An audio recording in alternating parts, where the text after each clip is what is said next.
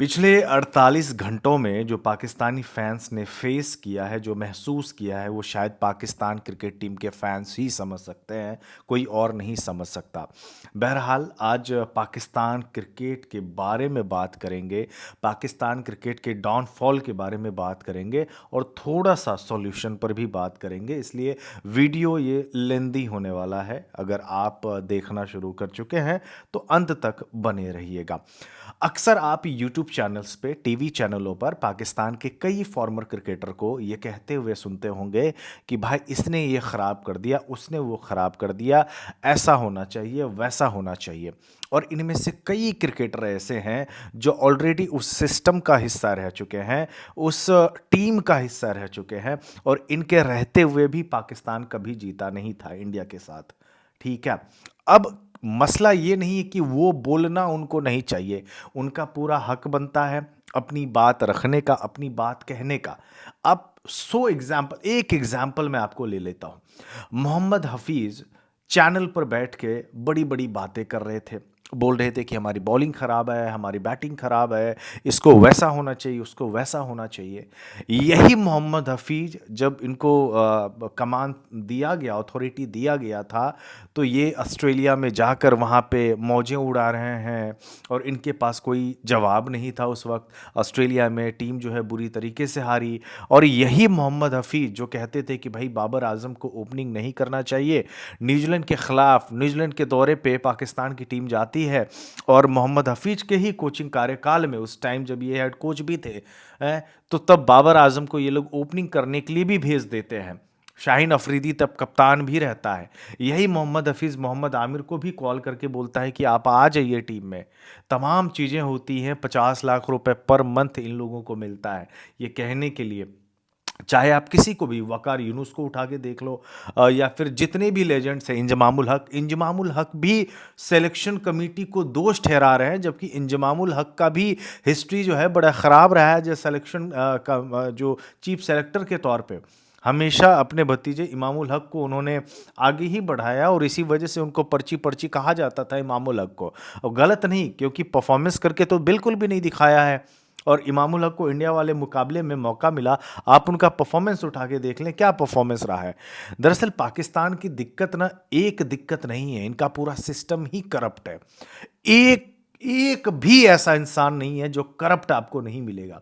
और अगर करप्शन, कहते हैं ना, करप्शन जो है ना हाई लेवल पे नहीं भाई, निचले स्तर से ऊपर तक है, ऊपर से लेके नीचे तक है। करप्ट से करप्ट लोग भरे पड़े हैं इनके पास। और जब आप खुद ही करप्ट होंगे, जब आप खुद ही चोर होंगे, तो आप भी अपने तरीके के लोग खोजेंगे ना। जाहिर तौर पे है।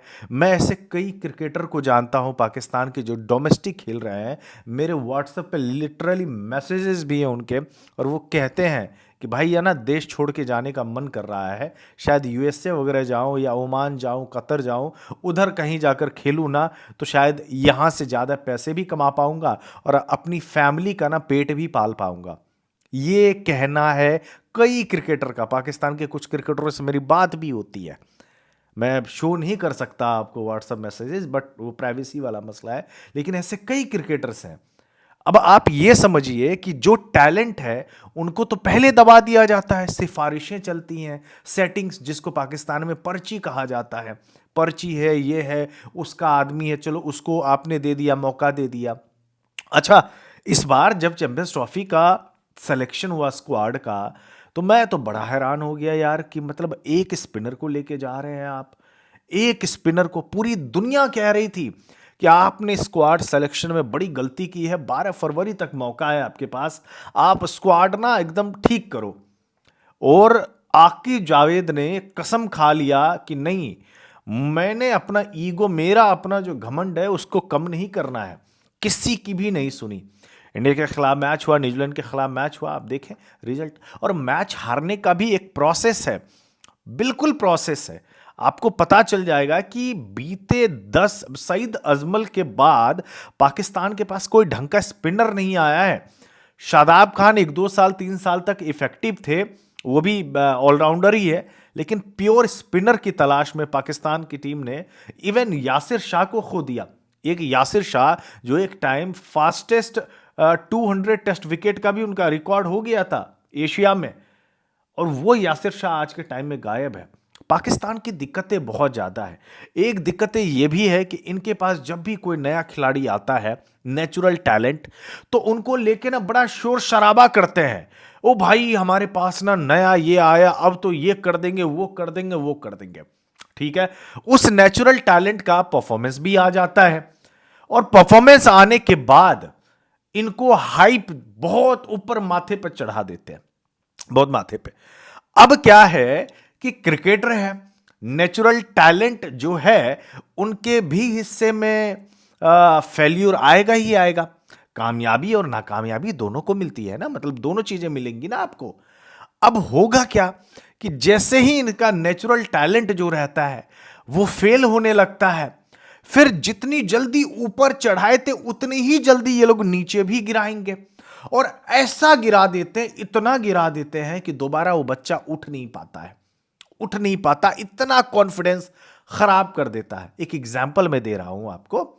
आप मुझे बताएं साल 2000 के बाद आखिरी 200 टेस्ट विकेट लेने वाले तेज गेंदबाज कौन थे? आपको पता है? शोएब अख्तर। उसके बाद आई थिंक उमर गुल ने 163-64 के आसपास में जो भी है उन्होंने विकेट्स लिए।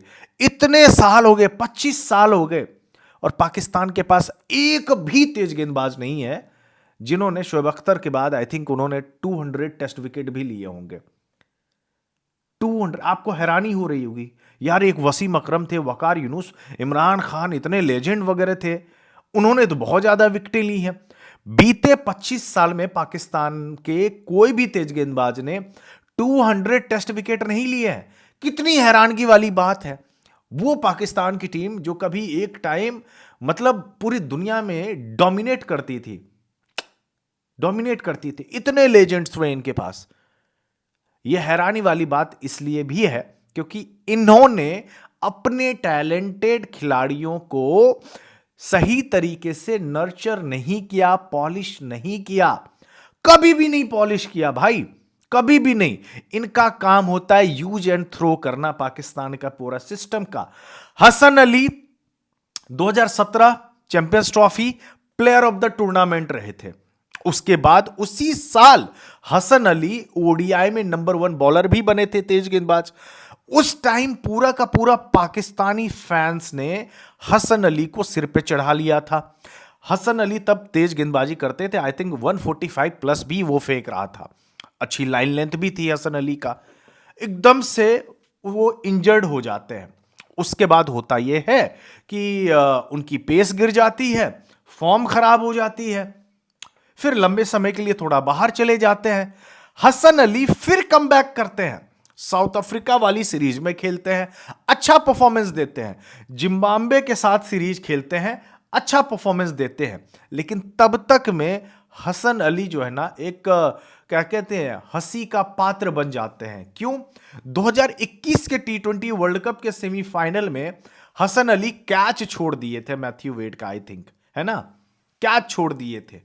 उसके बाद से हसन अली एक ऐसे खिलाड़ी के तौर पे उनको पाकिस्तानी अवाम ने ट्रीट किया जैसे वो कोई गली मोहल्ले का कोई क्रिकेटर नहीं होता वैसा। हो सकता है कि उन्होंने बिहेव भी वैसा किया हो, लेकिन वो हसन अली जो 2017 में अचानक एक नेचुरल टैलेंट के तौर पे आया, और आप उनसे 10 साल भी उनका नहीं निकलवा पाए।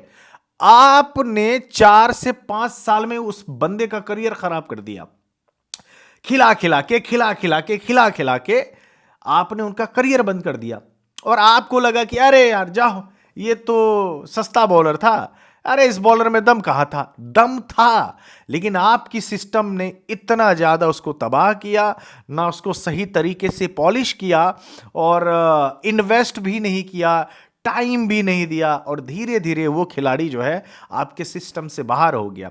और बाहर होते हुए एक ऐसा खिलाड़ी बनकर वो बाहर निकला जिनको याद तक भी नहीं किया जाता, और याद इसलिए किया जाता है कि उन्होंने कैच छोड़ दिए थे 2021 के T20 वर्ल्ड कप में। हसन अली को कोई याद नहीं रखता कि 2017 के चैंपियंस ट्रॉफी में आई थिंक वो प्लेयर ऑफ द टूर्नामेंट थे, अगर मैं गलत नहीं हुआ, फैक्ट चेक कर लीजिएगा, शायद वो प्लेयर ऑफ द टूर्नामेंट थे। कोई उसके उस योगदान के लिए याद नहीं रखता है। कैच छूटते हैं, जानबूझकर नहीं छोड़ा होगा। एक मैं हसन अली का पार्ट नहीं ले रहा, आपको समझाने की कोशिश कर रहा हूं। शाहीन अफरीदी आया, बाबर आजम आया, शाहीन अफरीदी के साथ भी सेम चीज हुई।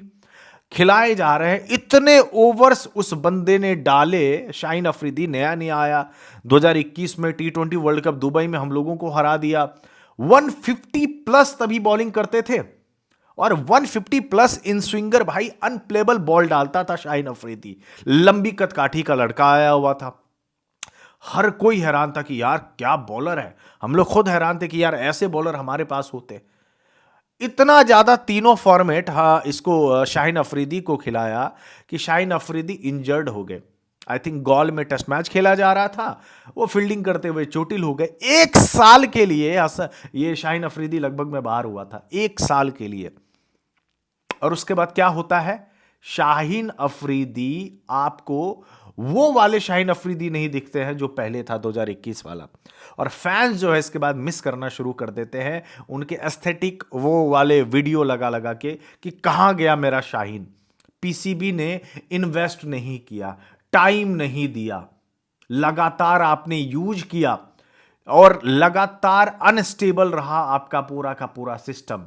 पिछले 3 से 4 साल में आपके 6 चेयरमैन बदले जा चुके हैं, न जाने 6, 7, 8, 10 कितने कोचेस बदले जा चुके हैं, कप्तान बदले जा चुके हैं। सब यही सिस्टम का हिस्सा थे। खिलाड़ी कभी सेटल ही नहीं हो पाता है पाकिस्तान की टीम में। और आप कहेंगे कि एक सुपरस्टार हो जाए। मैं बाबर आजम का पार्ट नहीं ले रहा, लेकिन एक एग्जाम्पल मैं देता हूं। बाबर आजम जब शुरुआत में आए थे ना, बड़े लाजवाब बल्लेबाज थे, आज भी अच्छे बल्लेबाज है, बहुत अच्छे बल्लेबाज है। लेकिन क्या हुआ, फिर मीडिया ने इतना ज्यादा हाइप और तमाम चीजें हुई। आपने जब उनको पॉलिश करने का टाइम था, आपने बाबर आजम को कप्तान बना दिया। सरफराज अहमद की ग्रूमिंग में वो और अच्छा प्लेयर बन सकता था, अच्छा कप्तान बन सकता था। लेकिन एक सीरीज सरफराज अहमद हारता है। हालांकि उस टाइम सरफराज अहमद बैटिंग से योगदान नहीं दे पा रहे थे, लेकिन एक सीरीज के बाद सरफराज अहमद को पीसीबी निकाल देता है। क्यों? क्योंकि एक नया खिलाड़ी आपके पास आया, नेचुरल टैलेंट आया और उनको आपने पोस्टर बॉय बना दिया। अब उसके कंधे पे पूरा का पूरा बोझ आ गया। ठीक है, शुरू में बाबर आजम ने एंजॉय किया क्योंकि कामयाबी मिल रही थी, लेकिन वो चीज धीरे धीरे बोझ लगने लगा और उनकी बैटिंग पर भी असर दिखने लगा। हालांकि इसके बावजूद भी पाकिस्तान की टीम फाइनल और सेमीफाइनल तक तो जा ही रही थी, लेकिन ट्रॉफी नहीं जीत पाई। इसी वजह से बाबर आजम को फेल्योर कप्तान माना जाता है, पाकिस्तानी अवाम मानते हैं और बहुत लोग। और जाहिर तौर पे है कि किसी को भी कप्तान आप बनाते हैं तो सीधा बोलेंगे भाई ट्रॉफी कहाँ है। एशिया कप के फाइनल में भी पहुंचे, लेकिन वो टिक नहीं लगा पाए, आप हार गए। आज के टाइम में बाबर आजम को हिंदुस्तान और पाकिस्तान में इतना ज्यादा ट्रोल किया जाता है, और क्यों किया जाता है इसके पीछे की वजह भी आप जानते हैं। आज हर किसी को बाबर आजम जो है सबको फारिग प्लेयर लग रहा है, पता नहीं क्या क्या लग रहा है। और यही बाबर आजम को यही आवाम 2021 के T20 वर्ल्ड कप के टाइम में जब वो लगातार रन्स कर रहे थे, 300 प्लस रन्स किए थे, 302 रन मुझे याद है उस टूर्नामेंट में, सबने बाप बनाया हुआ था। एक भी इंसान नहीं होगा जिन्होंने उस टाइम बाबर आजम को हाइप करते हुए ये नहीं कहा था कि ये तो अब बहुत बड़ा प्लेयर बनेगा और पाकिस्तान का अब तक का सबसे बड़ा। आज वही आवाम बाबर आजम को ट्रोल कर रही है। आपने क्या किया? यूज किया, थ्रो किया। मोहम्मद हारिस 2022 का T20 world cup south Africa के अगेंस्ट क्या मुकाबला, कैमियो खेला था भाई। 8 बॉल में कुछ 27 रन की पारी खेली थी, लाजवाब इनिंग्स खेली थी। हसीबुल्ला, इरफान खान नियाजी, सुफियान मुकीम, मेहरान मुमताज, कितने नाम मैं आपको गिनवा सकता हूं जो डोमेस्टिक में लाजवाब खिलाड़ी हैं। आपने टाइम नहीं दिया और अभी भी नहीं दे रहे हैं, जिनका सिलेक्शन होना चाहिए। मोहम्मद वसीम जूनियर 2023 के ओडीआई वर्ल्ड कप का आप उठा के देख लें। मोहम्मद वसीम जूनियर इतने लाजवाब उन्होंने गेंदबाजी की थी, उसके बाद से मुझे मोहम्मद वसीम जूनियर कहीं भी नहीं दिखा है। क्यों? क्योंकि इस सिस्टम में जो लोग घुसे हुए हैं वो अपने फेवरेट्स को ही लेकर आते हैं। हालांकि टीवी पर बहुत बड़ी बड़ी बातें करेंगे, लेकिन जब वो खुद सिस्टम का हिस्सा हो जाते हैं तो वो भी वैसा ही बन जाते हैं जैसा इनका सिस्टम है। ऐसा नहीं है कि पाकिस्तान में लेजेंड नहीं है, लेजेंड है, अच्छे भी दिमाग वाले खिलाड़ी हैं जो पाकिस्तान को बेहतर कर सकता है, लेकिन ऐसा नहीं कर पाएंगे क्योंकि ये हमेशा से चलता आया है, चलता आया है, चलता आया है। हर टूर्नामेंट के बाद इनका कप्तान सैक होगा, हर टूर्नामेंट के बाद कोच बदले जाएंगे, मैनेजमेंट इनका अनस्टेबल रहता है, मीडिया मैनेजर से लेके कोच चेयरमैन तक बदले जाते हैं हर टूर्नामेंट के बाद। ये अस्थाई होता है, इसकी वजह से पूरे प्लेयर्स इनसिक्योर फील करता है कि भाई कल को जाके उनका भी पत्ता कट सकता है। तो इसी वजह से हर कोई ये चाहता है कि मैं रन अपना बना लूं गया, क्योंकि सिलेक्शन करते हुए एवरेज देखा जाता है ना कि स्ट्राइक रेट देखा जाता है। उस समय हर कोई एवरेज और रन ही देखेंगे कि किसने कितना रन्स किया। और रही बात माइंडसेट वाली, आज भी पाकिस्तान की टीम पहले वाली क्रिकेट खेल रही है, 90s वाली, और आगे भी खेलती रहेंगी। क्यों? क्योंकि वो फियर ऑफ फेल्यूर है, ये रिस्क नहीं ले सकते पाकिस्तान की टीम। और ये डाउनफॉल जो इनका चल रहा है ना, ये आगे और आता जाएगा, इसको आप सुधार नहीं पाएंगे। क्योंकि मैं फिर बोल रहा हूं, जो शुरू में मैंने आपको बोला था, ऊपर से लेकर नीचे तक करप्ट लोग भरे पड़े हैं और उनको वो दीमक की तरह पाकिस्तान क्रिकेट को खा रहे हैं, दीमक की तरह। आने वाले टाइम में आज आप सैम अयूब के स्टार बना रहे हैं। सैम अयूब ने भी बाबर को देखा कि किस तरीके से हमारा ये बाबर आजम 4 साल में इनकी कहानी एकदम से क्या बना दिया इनको लोगों ने, पीसीबी ने मिलके। उसमें खुद बाबर आजम का भी योगदान है, इन्होंने भी गलतियां की हुई है, बहुत सारी गलतियां की। कप्तानी दोबारा ले लेने की वो जो एक लालच था, वो बहुत बड़ी गलती की। दोबारा कप्तानी नहीं लेना चाहिए था बाबर आजम को, नहीं लेना चाहिए था बिल्कुल भी। आज ये लोग सैम अयूब को हाइप कर रहे हैं। सैम अयूब पीएसएल का प्रोडक्ट, जब ये बंदा नो लुक शॉट मार रहा था ना, तो हर किसी ने सैम अयूब के बारे में बोला था, अरे यार फालतू का प्लेयर है, ये करो वो हटा उटा। फिर सैम अयूब ने ऑस्ट्रेलिया में बढ़िया खेला, जिम्बाब्वे में बढ़िया खेला, साउथ अफ्रीका में बढ़िया खेला, और आज किसी से भी पूछिए तो ये बोलेंगे कि सैम अयूब जैसा प्लेयर ही नहीं है। 2 सीरीज में सैम अयूब फेल होगा, इनको इतना जल्दी नीचे गिराएंगे ये लोग कि आप बिलीव नहीं कर पाएंगे कि एक टाइम में इनके बारे में ऐसा बात कर रहे थे। आज सैम अयूब चोटिल है, अभी सबको सैम अयूब लेजेंड लग रहा है, अभी सबको सॉल्यूशन लग रहा है कि ये है।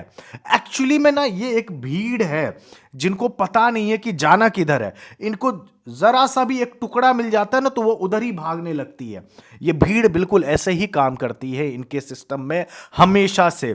इनको थोड़ा सा कि कोई टैलेंटेड प्लेयर दिखा, ये उनको जाके एकदम से तुरंत उठाएंगे और उसके बाद वो उसका फॉर्म खराब हुआ, कुछ हुआ, तुरंत नीचे घुमाएंगे। अरे बैठो यार, तुम फारिग प्लेयर, तुम हटो। फिर देखेंगे दूसरे में, अरे ये अच्छा कर रहा है, फिर वो उधर जाएंगे।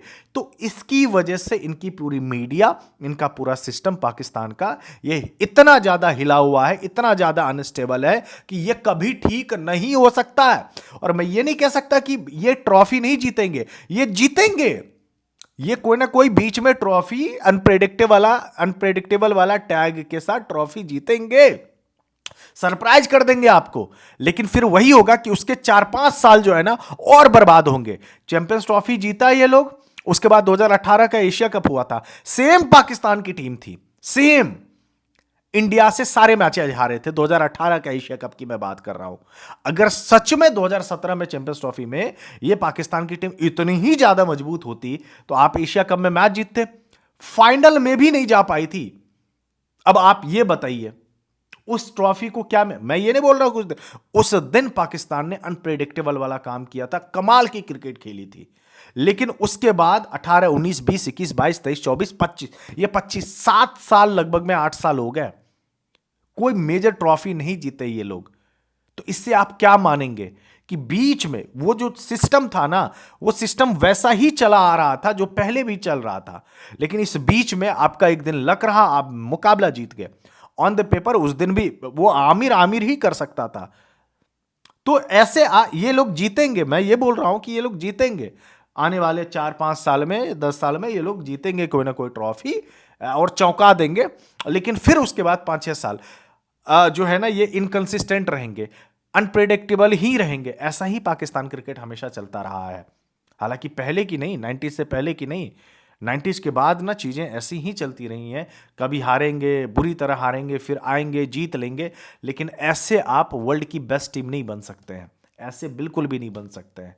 कंसिस्टेंट आपके पास बेंच स्ट्रेंथ सब कुछ मजबूत होना चाहिए, जो कि पाकिस्तान के पास इस समय नहीं है। अगर आप पाकिस्तान टीम के फैन हैं तो आपको समझने की ज़रूरत है और अभी से ही टीम बदलने की ज़रूरत है, क्योंकि अगर आप सच में पीसीटी के वो फैन बने रहेंगे तो आपकी मेंटल हेल्थ जो है ना बहुत ज़्यादा ख़राब होने वाली है अगले 4-5 सालों तक। कोई भी सर्जरी नहीं होने वाली पाकिस्तान की टीम में, कोई भी प्लेयर नहीं बदलने वाला है। यही प्लेयर आपको जो है ना 2026 के टी20 वर्ल्ड कप में भी खेलते हुए दिखाई देंगे, क्योंकि जो नया कोच या मैनेजर या कोई भी बंदा आएगा वो भी इसी सिस्टम का हिस्सा हो जाएगा, मतलब करप्ट सिस्टम का हिस्सा हो जाएगा। टीवी पर बैठ के ये लोग ऐसे ही बात करेंगे, जब इनको नौकरी मिलेगी 50 लाख पर महीना मिलेगा, ये भी वैसे ही करेंगे जैसे आकिब जावेद ने किया, जैसे मोहम्मद हफीज ने किया, जैसे वकार यूनुस ने किया, जैसे मिसबाउल हक ने किया, जैसे रमीज रजा ने किया। ये सिस्टम ऐसा ही चलता रहा है और आगे भी चलता रहेगा। पाकिस्तान क्रिकेट का डाउनफॉल अब से नहीं, बहुत पहले से ही इसकी शुरुआत हो गई थी, शायद आज से नहीं बल्कि 20 साल पहले से ही, जब 2000 से आप लेकर जब इनके सारे लेजेंड गए तब से इनकी शुरुआत हो गई थी। और हमेशा पाकिस्तान की टीम अनस्टेबल रही है, यही इनका इतिहास भी रहा है। बदलने जो भी आता है वो खुद बदल जाता है पाकिस्तान क्रिकेट, लेकिन नहीं बदलता है, सिस्टम नहीं बदलता है, ये आगे भी नहीं बदलेगा। ये मेरे से लिखवा के ले लो, ये सारे के प्लेयर जो माइंडसेट वाले हैं ना, ये ऐसे ही खेलते रहेंगे, यही प्लेयर आपको मिलेंगे आगे भी टूर्नामेंट में।